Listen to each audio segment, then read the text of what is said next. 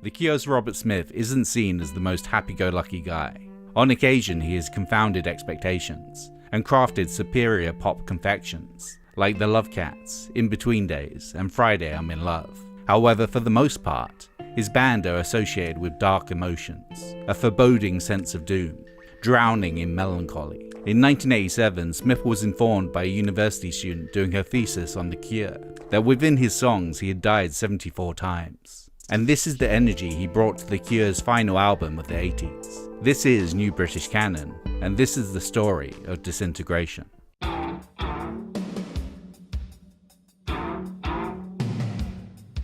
Midway through 1986, Robert Smith got a haircut. As one of the few rock stars with an identifiable silhouette, hacking off his signature voluminous backcombed hair was a firm attempt to move away from the identities he had accumulated. And The Cure had assumed many guises up to this point, from minimalist post-punks to atmospheric melancholists. And the tap drips, drip, drip, drip, drip, drip, drip, drip, drip, drip, drip, drip,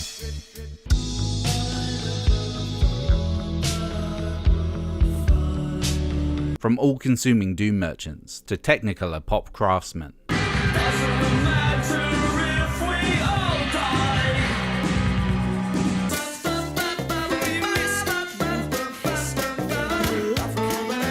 By the release of 1985's The Head on the Door, The Cure were on the rise, especially in the US. The New Order-esque In Between Days and the claustrophobic Motown of Close to Me were getting ample play on the more Anglophile college radio stations.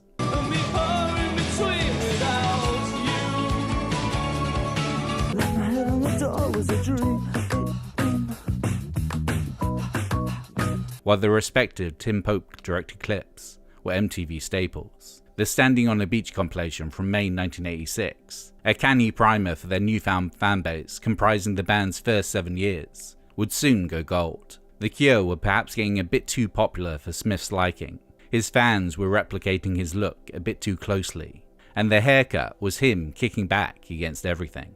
This was a new start. MTV was running hourly news bulletins like, "Yes, it's true, he's cut his hair off." I said, are they serious? Or are they being funny? Although I don't like what I look like at the best of times, I think I look particularly hideous with cropped hair. I did it on that tour because I was getting so fed up with press about hair and lipstick. Hair and lipstick. As much as Head on the Door's singles had embodied an up-tempo chirpiness, lurking on the album were moments of melancholy and gloom. I am sinking. This duality would extend itself on their next album. Recorded in a vineyard in the south of France, Kiss Me, Kiss Me, Kiss Me was a double LP filled with an eclectic mix of everything vaguely Cure. The war-drenched doom of The Kiss, the nonsense pop of Why Can't I Be You,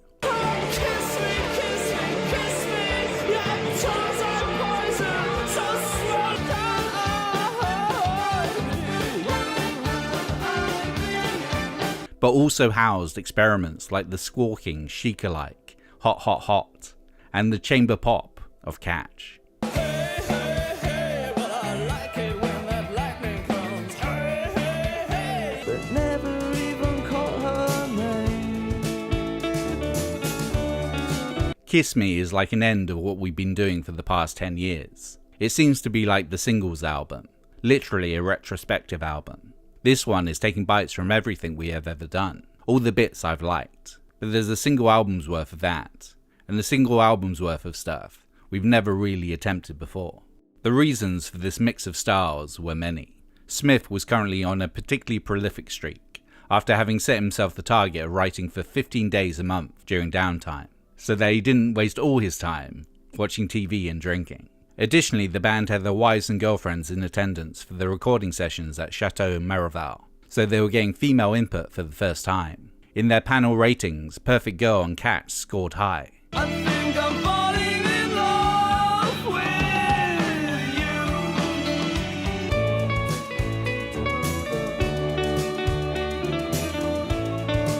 you. While Fight and Shiver and Shake were downvoted.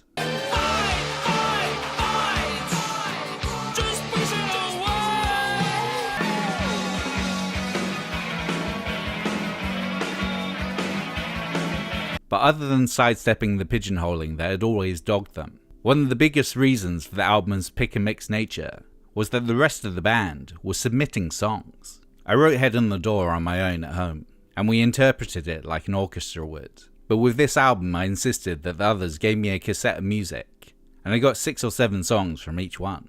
Even Boris made a tape of interesting drum patterns, which I appreciated because I didn't expect to get anything from him, and it just showed that everyone wanted to be really involved in it. By 1987, the famously combustible group consisted of Smith, bassist Simon Gadda, guitarist Pearl Thompson, Boris Williams on drums, and Lowell Tolhurst on keyboards. At least in theory, Tolhurst was on keyboards. He was the only member of The Cure, aside from Smith, that had been in the band since the beginning, though originally as their drummer. Around 1982 he moved to keyboards and was supposed to spearhead The Cure's move into the future, as a synthesized electric group as shown on Let's Go to Bed and The Walk. Laughing at the Christmas lights, remember from December.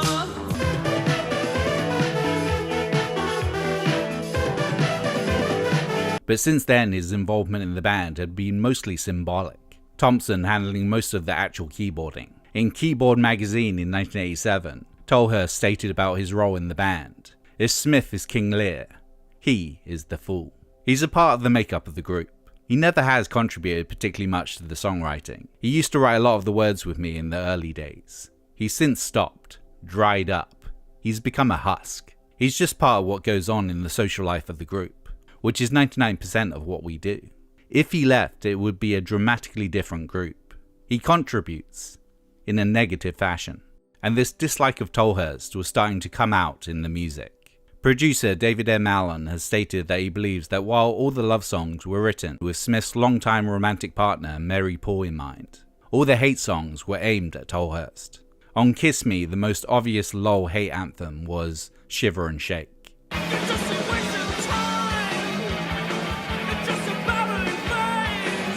which comments on his constant drunkenness and position of mockery within the band.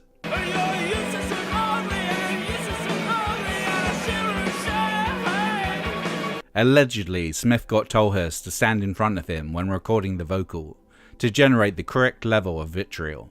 Despite this, Tolhurst remained in the band for a while longer.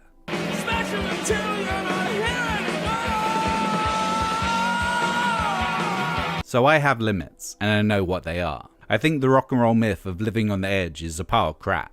That should be obvious to anyone with a modicum of intelligence. That you can't be a drunk and do anything. You can't walk around in an alcoholic stupor and make records. Actually, that's not quite true. The Birthday Party made a good stab at it. Honey, honey, honey, stick out the garbage truck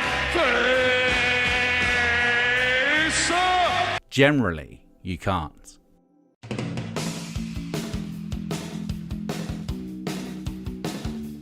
Kiss Me, Kiss Me, Kiss Me was released in May 1987. While the Head on the Door had made the Cure recognizable faces on MTV, whether that be from being attacked by socks or trapped in a cupboard, this double LP made them a charting force in the US. Peaking at number 35 on the Billboard 200, it soon sold 1 million copies in the States. Its first 2 singles were also the first time the band had entered the Billboard Hot 100. Why Can't I Be You at number 54, and Just Like Heaven at number 40.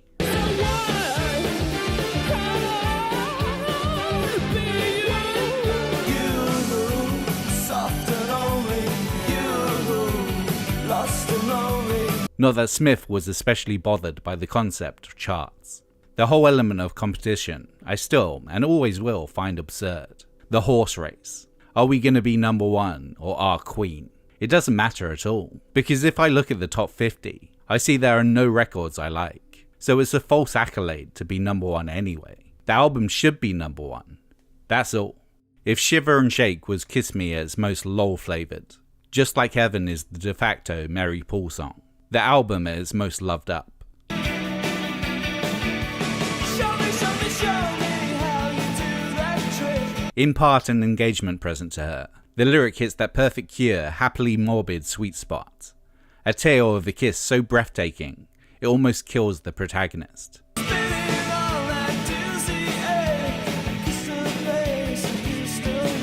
The song is about hyperventilating. kissing and fainting to the floor.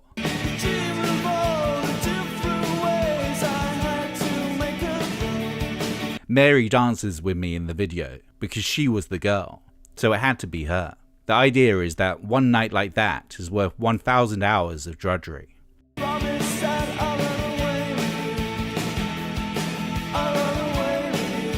While Paul was clearly on his mind, the song is also half inspired by a night he'd spent drunk and lost atop famous East Sussex suicide spot, Beachy Head. The fog having rolled in and not wanting to plummet to his death, Smith sat down and had to endure the ghostly cries that surrounded him until morning.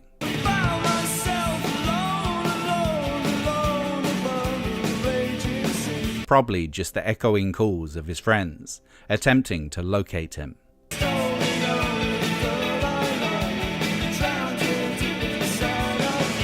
Recording the song at Chateau Merival, Smith was instantly struck by the loveliness of the song. If they are considered a band with a permanent air of doom and gloom, then this is the eternal counter, the not-so-secret weapon in any romantic mixtape maker's arsenal.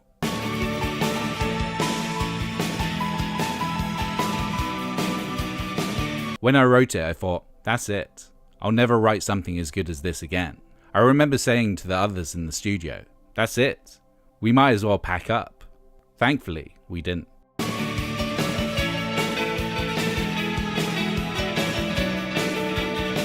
With all the instruments coming in one by one, spirited along by a fluttering dream of a riff, and Smith's vocals not appearing until nearly a minute in, Just Like Heaven bears an unconscious resemblance to a punky power pop classic.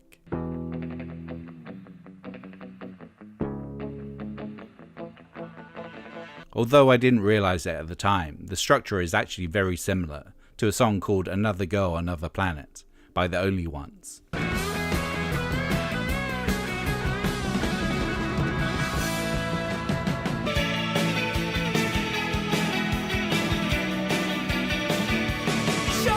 Which I can still vividly remember hearing on the radio late at night in the mid-70s.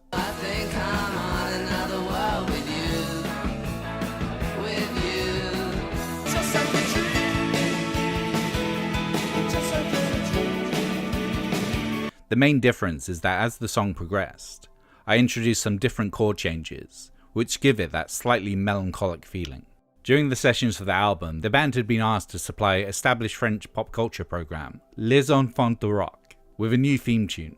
Smith gave them an instrumental version of Just Like Heaven. Aussi New Order qui en plus de l'interview vous offre 2 titres live extraits de leur nouvel album Brotherhood. The logic was, by the time they released it as a single, the French, who already loved The Cure, would make it an instant hit. In the end, it charted disappointingly, at number 33 in France. In the UK, it barely made the top 30. In the US though, it was becoming increasingly apparent that The Cure were a big deal, now playing arenas instead of colleges. But it wasn't just in the US. In Buenos Aires, the band was so popular that a 17,000 seat arena was oversold by 2,000 tickets, resulting in a full-blown riot. The iconically silhouetted Smith was shockingly a pop star, and he hated it. But this time, to kick back against this perception, he would have to do more than get his hair cut.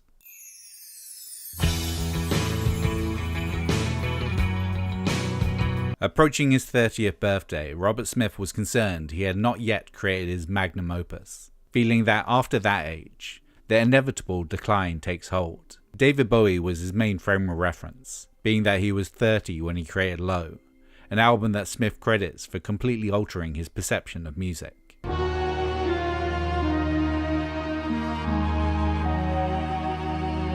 So for The Cure's next album, he decided it wouldn't be a sit around in the south of France, drinking 150 bottles of wine kind of vibe. Re-teaming with David M. Allen as producer, they decamped to Hook End Manor in Oxfordshire, just as the days were getting shorter. We could have gone anywhere in the world, but I wanted us to make something autumnal in English. We needed to be somewhere reasonably remote, to avoid too many unnecessary distractions. And I knew if we had the smell of burning wood and rotting leaves in the air, darkness by 4 PM, and the likelihood of thunder and rain, well, it couldn't help but put us in the right mood to record. Before sessions began, the band convened at drummer Boris Williams' home to share demos, which were then rated out of 10.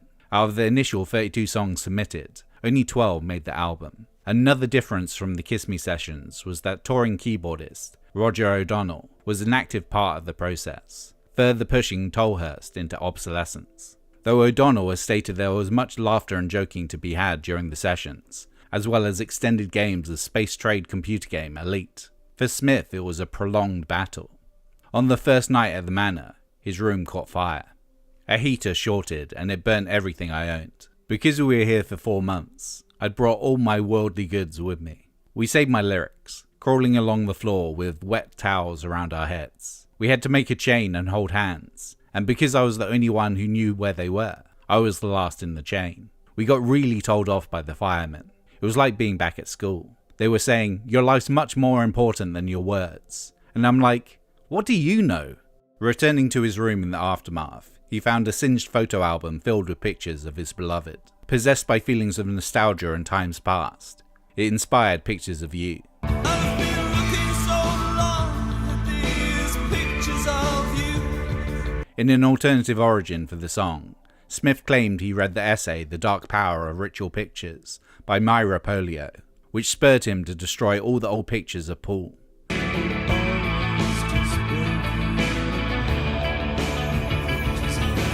Not wanting to idolize fleeting depictions of the past.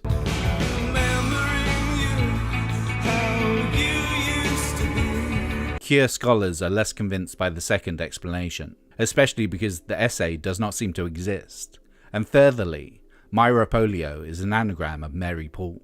But even before the fire, Smith was living through a particularly desolate bout of depression. This all-consuming doom is present when listening to the album, a return to the bleakness of the Cure's early 80s releases. Feeling that he might slip away at any moment and revert to a state of nothingness, he called the album Disintegration. I've been worrying about disintegrating since I was 13. I think it's all inherent in my lack of faith, which undermines everything we do. Something like the Love Cats, which is all good fun, is not what I enjoy doing most. I'm more comfortable with my obsessions, and they don't interfere with what we do now. 7 years ago, around the time of faith and pornography, I was literally obsessed with aging, dying and decaying.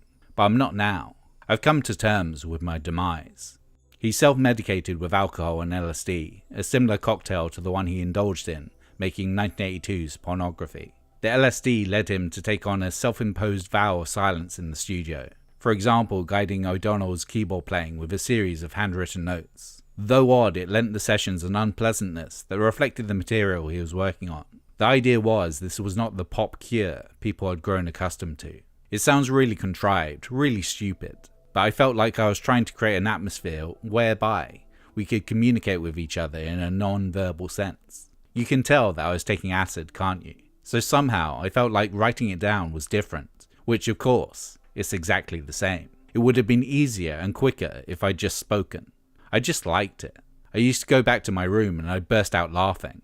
I'd think, I'm going mad. But as it kind of took shape over 2 or 3 weeks, everyone, I think, just suddenly realized what we were doing. Alcohol wasn't just a fixture for Smith. All the band were partaking, but one member failed to limit his excesses. Tolhurst was drowning in a pool of high-priced wine and vomit. His sole significant contribution to the writing of the record was a flute sample that led to Homesick.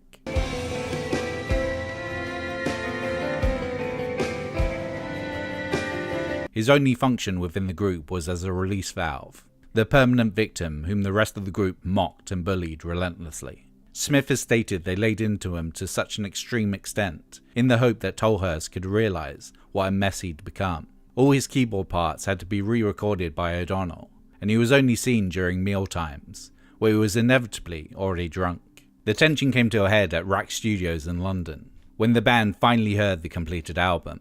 A heavily inebriated Tolhurst declared that it wasn't really a Cure album, and half of it was shit, then stormed off into the night. In the album liner notes, Tolhurst is credited cryptically as other instrument. Smith had had enough. 3 weeks after the incident at Rack Studios, he wrote Tolhurst a letter to say that his services were no longer needed. And with that, Smith was the only remaining original member of the Cure. To watch Lowell, the friend you've known since childhood, become a shambling mess, drinking 2 bottles of Grand Marnier a day. You have disintegration right there. Everyone was relieved when Lowell left, though I wasn't. You could view Lowell as a muse, and a band's chemistry is a very difficult thing to calculate or mess with. After he left, when we made next album Wish, I encouraged a hate gallery for LOL in the control room, as if he was there in person.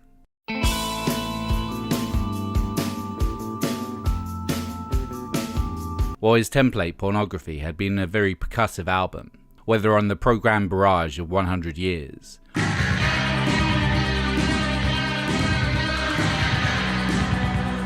or the Banshee's rhythm of The Hanging Garden,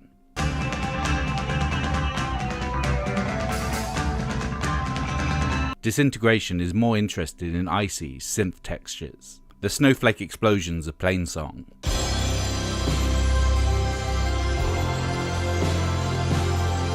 the synthetic violin sweeps of The Same Deep Water as You,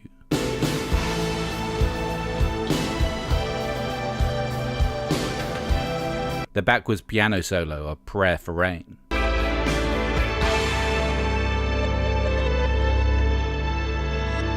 guitars appear but don't dominate, and while the band's fondness for long instrumental openings goes all the way back to the 60-second intro to 1980's Play for Today,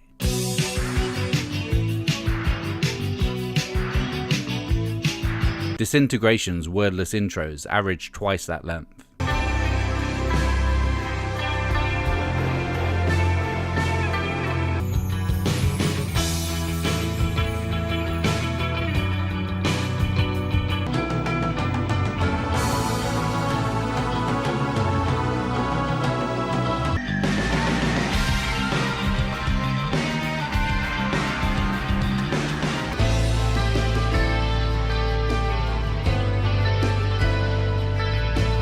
The songs are also a lot longer than usual. Smith had been getting requests to do film scores, something The Cure had already done for the short film Carnage Visors back in 1981.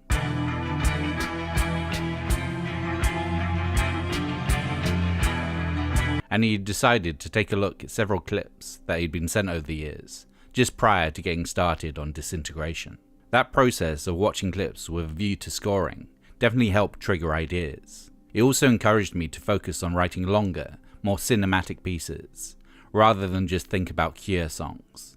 In fact, while recording Disintegration, Tim Burton approached The Cure to score a film whose title character was directly inspired by Smith, Edward Scissorhands. Unfortunately, they were too deep into making the album to seriously consider his offer, and the score was ultimately composed by Burton's main musical collaborator, Danny Elfman.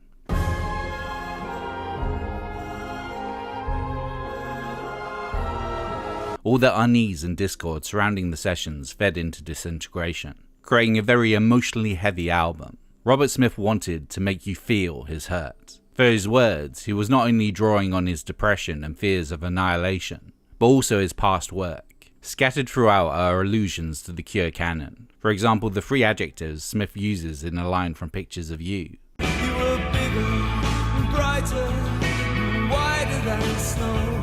Had previously been used alongside Sleeker on The Love Cats. We slip through the streets while everyone sleeps, getting bigger and sleeker and wider and brighter. I suppose it's inescapable that the longer you do something, the better you get at it, unless you're a complete half-wit. Lyrically, Disintegration has echoes of the past on purpose. I think it's on Same Deep Water as You that I whisper, "Your name like ice."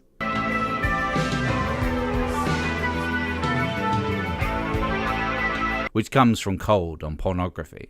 Your name like ice into my heart. We mixed some of the more obvious ones out. It was just like Spot the Clue.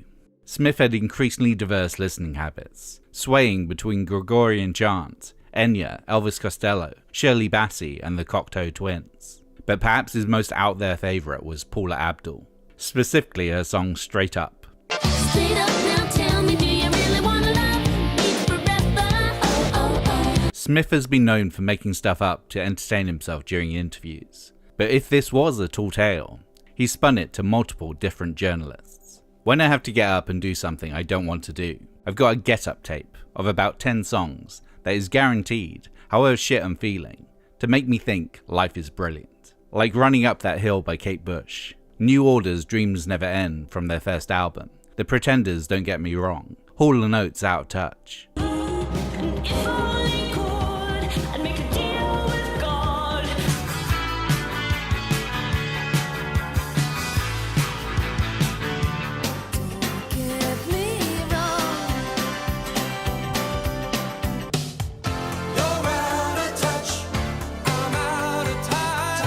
I've just put Paula Abdul's Stand Up into the hallowed ranks of Get Up and Go songs. Straight up now, tell me, is it gonna be you and me together?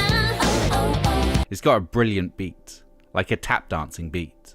Do you love me? Do you love me?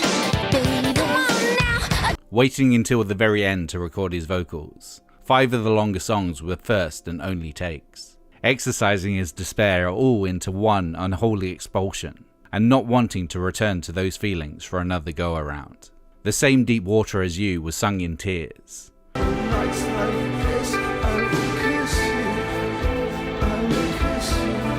While the relentless pace and blind anger of the title track took him 10 days to finish. Put out my heart, I'll beat it to anyone crying for sympathy. Smith unable to summon the emotional energy to do it more than once a night. Crocodiles cry for the love of the crowd and 3 cheers from everyone. We were playing through the night, which we hadn't done since Pornography. Things got very intense. We put songs like Disintegration into a key I can't sing, so it hurt me. I never said I would stay to the end.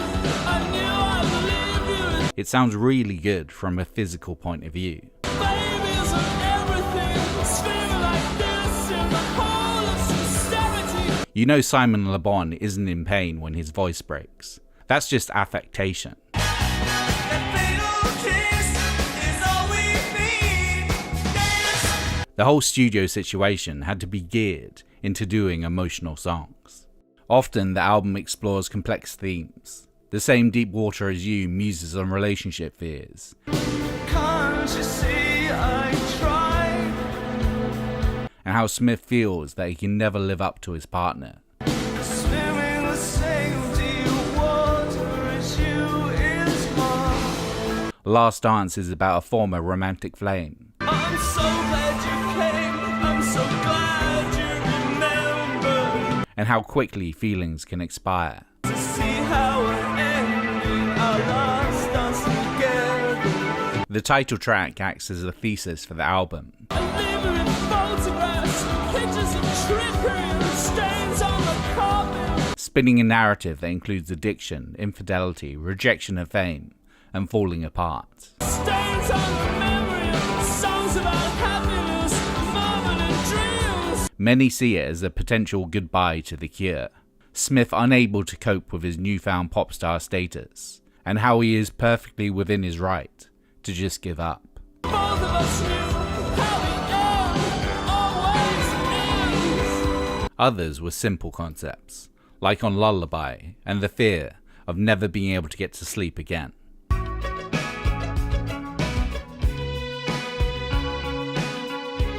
Upon a bed of violins alternately plucking and sweeping, Smith weaves a tale of the Spider-Man.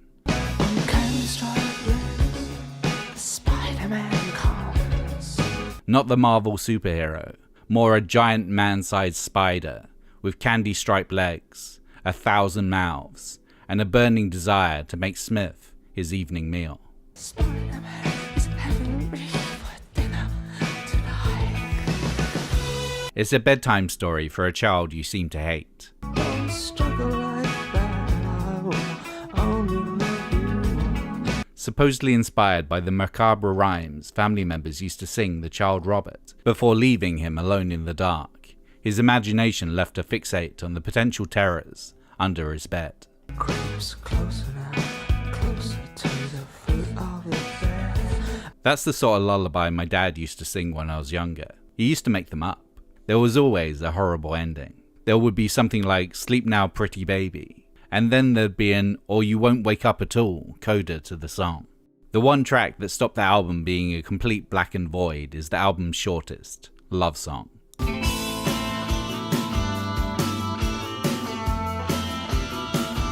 Formed from a Simon Gaddup bass line, it was repurposed by Smith as a wedding present for his wife.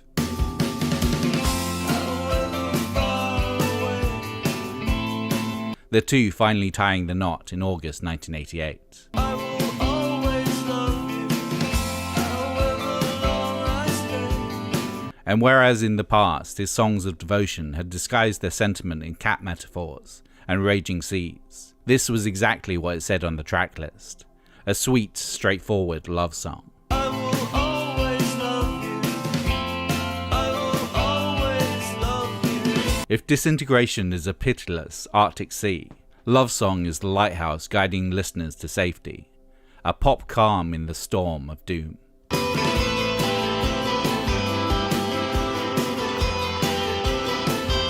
I've known Mary since I was at school. She's the only person I know intimately that's known me since before the group, apart from my family. She's a calming influence. If I get too precious about things, she drags me back and makes me look at it. And I think if I didn't have that, I would have got lost somewhere on the way.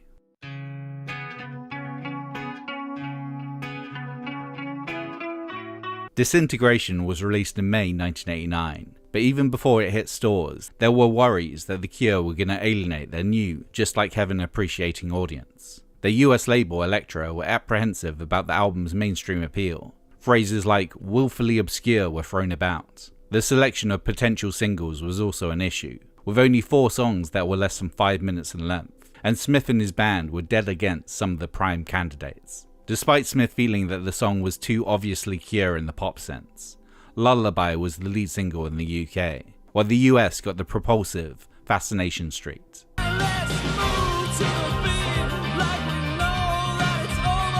The as ever Tim Pope directed video for Lullaby set the band back $80,000 and breathed life into the nightmarish Spider-Man, Smith being consumed by a giant spider's maw as his ghostly band played in Napoleonic military uniforms. For the ensuing Top of the Pops appearance, the producers protested Smith wearing the ominous Spider-Man makeup, fearing it would scare any children watching. The eventual compromise being that there wouldn't be any close-ups on Smith.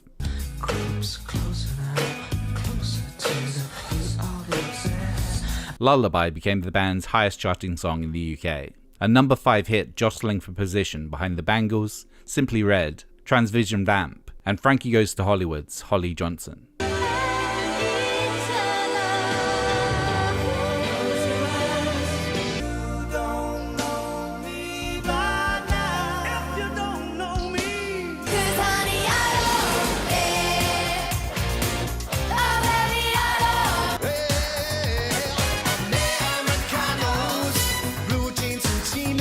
In the US, Fascination Street topped the newly introduced modern rock chart.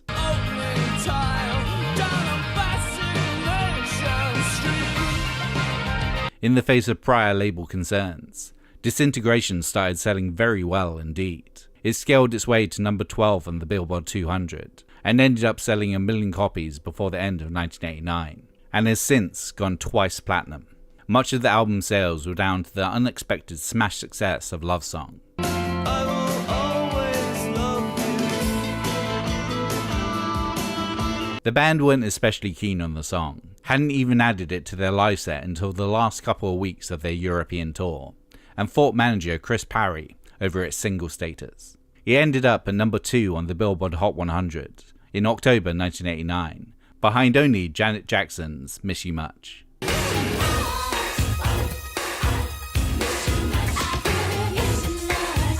While things were definitely on the up for the band, Smith tired of his time in The Cure, and stated in no uncertain terms that the end of the Prayer Tour was the end. I've actually reached the point where nothing in the world will make me go out and tour again.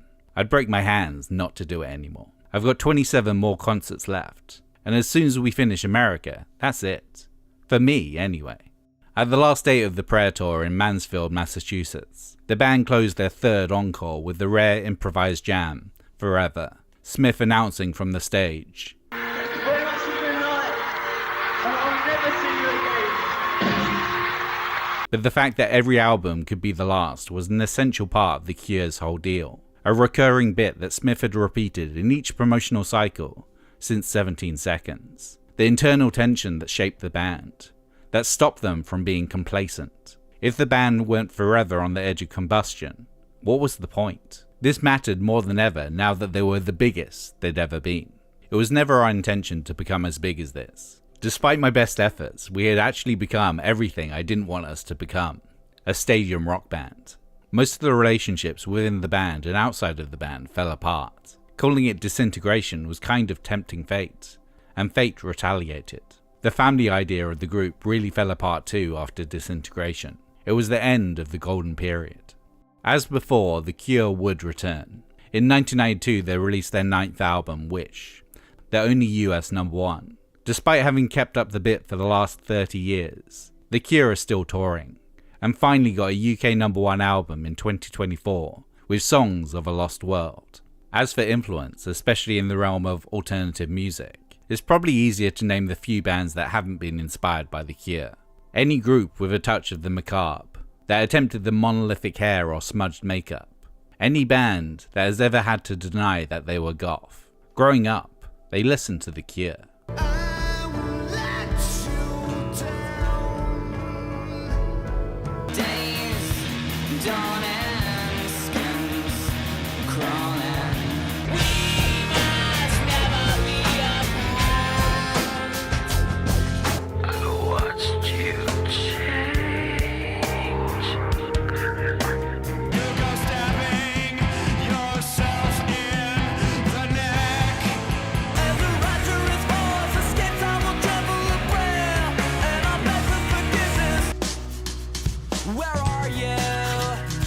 And I'm so sorry. We walked arm in arm, but I didn't feel his touch.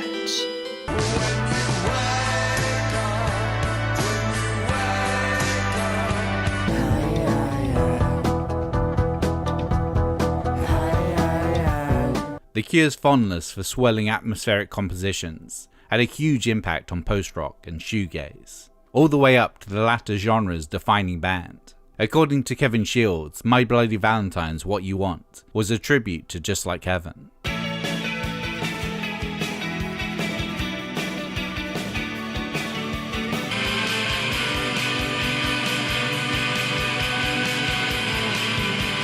Not that they were the only ones that have assimilated that song in some form or other. We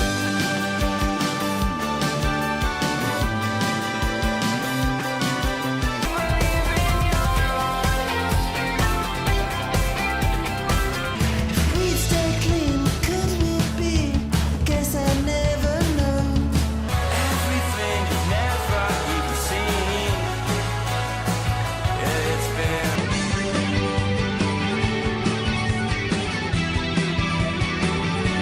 I've said this before, and it came across as really big-headed when I really didn't mean it that way. But there are an awful lot of artists who reference us, who you wouldn't necessarily think would be influenced by The Cure. Half the time it's just the fact that they wanted to become successful without compromising on what they wanted to do. It's that which a lot of artists are referencing, rather than certain albums. Though a lot of them do. And that's not even getting into the many, many covers. Fun fact, The Cure continued to get a cut of royalties on their 17th best-selling album of all time, being that Adele covered Love Song on her blockbuster 21. I will always love you. However, Smith's favourite cover is Dinosaur Jr.'s 1989 reworking of Just Like Heaven, with its death metal use and DJ confoundingly abrupt conclusion. Down deep inside of me.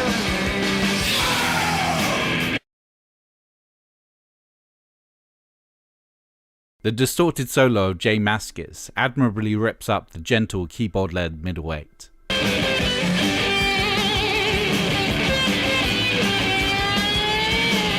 Despite being formed from the dark feelings that haunted him in the face of his assumed, dwindling attempts at legacy, Disintegration has become Robert Smith's own low, the band's defining work, and the Cure album most likely picked for best ever lists. The Cure have been many things.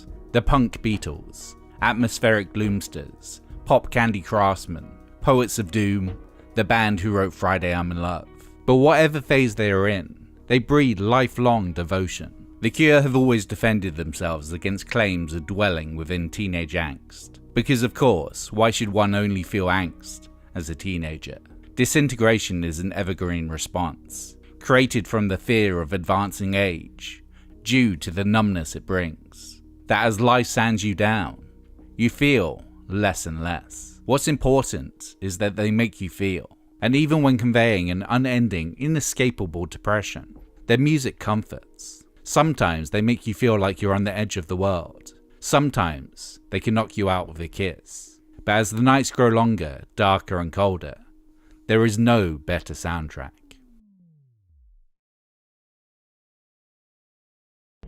Thanks for watching. What's your favourite Cure song? Comment down below. If you like this video, like, subscribe, and why don't you also do me a favour and share it with a couple of people? It really does help. As always, I'd like to shout out this month's new top tier supporters over on Patreon. The Farah Monster, Pepri, Butch Rosser, Brandon Davis, Andrea Burke, and Paul. And thanks to everyone else that supports me. And I'll see you in several weeks' time for a dive into post-punk.